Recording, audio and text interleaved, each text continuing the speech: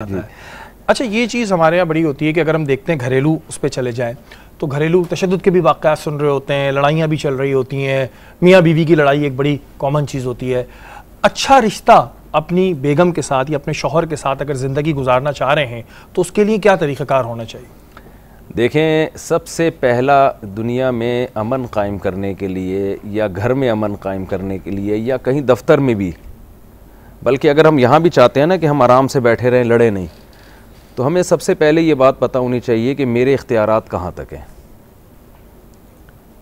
और किसके मुझ पर कौन कौन से हुकूक हैं।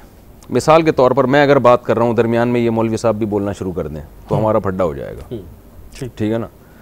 या कोई वहाँ से आके आपको हटाए कि मैं बैठ रहा हूँ यहाँ पे, उनको पता है कैमरा मैन को भी मुझे यहाँ इस काम के लिए रखा हुआ है, आपको पता है मुझे यहाँ बिठाया हुआ है सवाल पूछने के लिए।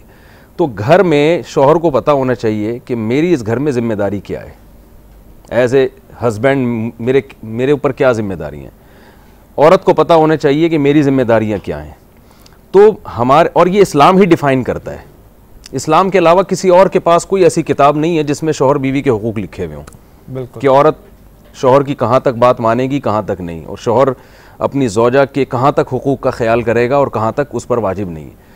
तो ये इस्लाम के अलावा कोई बताता नहीं है ही नहीं किसी के पास ना, तो बताएगा कैसे? ये आपको फिज़िक्स की किताबों में, केमिस्ट्री की किताबों में, मेडिकल साइंस की किताबों में ये चीज़ें नहीं मिलेंगी आपको। मैं अक्सर लोगों को एक वाक़या सुनाता हूँ। एक डॉक्टर साहब मुझे कहने लगे कि मैं अपने डॉक्टर को मेडिकल कॉलेज में पढ़ा रहा हूँ लेकिन वो मुझसे तमीज़ से बात नहीं करता। मैंने कहा देखें, मेडिकल कॉलेज में तमीज़ नाम का कोई चैप्टर है नहीं, तो जो आप उसको पढ़ा रहे हैं वो सीख रहा है, तो वो यानी वो चैप्टर ही नहीं है ना। ये तो अखलाकियात है, इसके लिए मेडिकल कॉलेज नहीं है, इसके लिए तो दूसरी जगह है जहाँ से वो अखलाकियात सीखते हैं।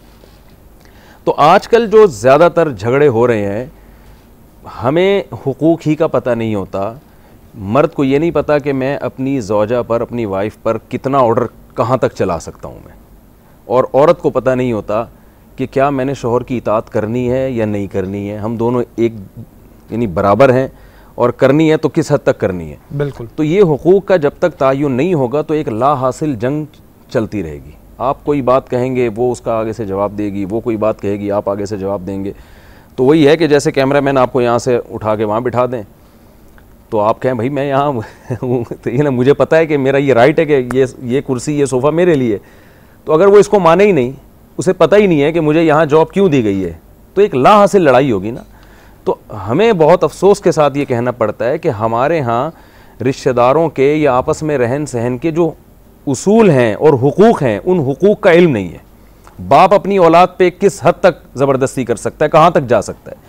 मिसाल के तौर पर जो बच्चे फर्माबरदार हैं वालिदैन के, वालिदैन उनको बिल्कुल ही कुचल देते हैं, उनकी अपनी कोई ज़िंदगी रहती नहीं है बाकी। वो ना अपनी मर्ज़ी से पढ़ सकते हैं, ना उनको ये पता है कि मैंने डॉक्टर बनना है, इंजीनियर बनना है, अब्बा ने जो बना दिया वो बनेंगे।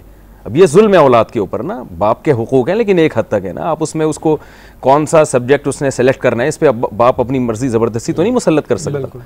तो लेकिन जो बच्चे ज़रा नेक समझदार होते हैं, वालिदैन उनको बिल्कुल दबा देते हैं, और जो बच्चे ज़रा आवारा होते हैं वो वालिदैन की जहाँ सुननी चाहिए वहाँ भी नहीं सुन रहे होते। तो हुकूक का तायुन कि किसके किस पर कितने और कौन कौन से हुकूक हैं, जब तक ये तायुन नहीं होगा फिर उन हुकूक पर अमल करना तो अगला स्टेप है।